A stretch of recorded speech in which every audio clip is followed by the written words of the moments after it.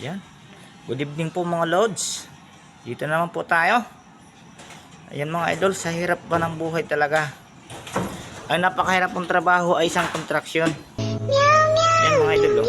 Tanungin natin ito si Kuya Panay. Kuya Panay, bakit mahirap ang trabaho ng kontraksyon? Hindi nasagot. Ay, busy ang aking Kuya Panay. Ayaw sumagot ay. Ayan, bakit pinakamahirap ang trabaho ng isang kontraksyon?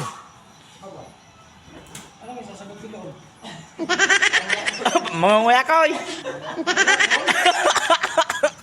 Mangunguya ko daw hindi. Ito sasabihin ko sa inyo ha. Bakit nga ba pinakamahirap ang trabaho ng isang kontraksyon? Tulad na rin, OT tayo. Anong oras tayo uuwi? Hindi ngayon. Hating gabi na uuwi. Oh, siyempre hindi ka makakasiping sa asawa mo. Kasi mabantot ka.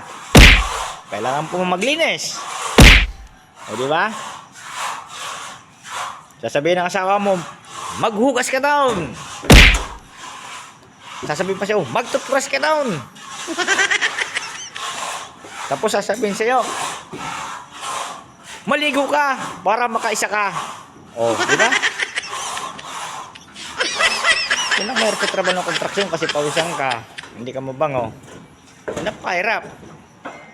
Ginawa mo lang lahat. Nagtutbrush ka, nag-shampoo ka, naligo ko man. Nagpabango ka, nagpulbo ka. Siyempre, pagod ka. Hindi ka na nakaisa kasi nakatulog ka na. Patay kung bata ka. Yan ang mahirap sa trabaho ng isang kontraksyon. Di ba? Kamot sa ulo.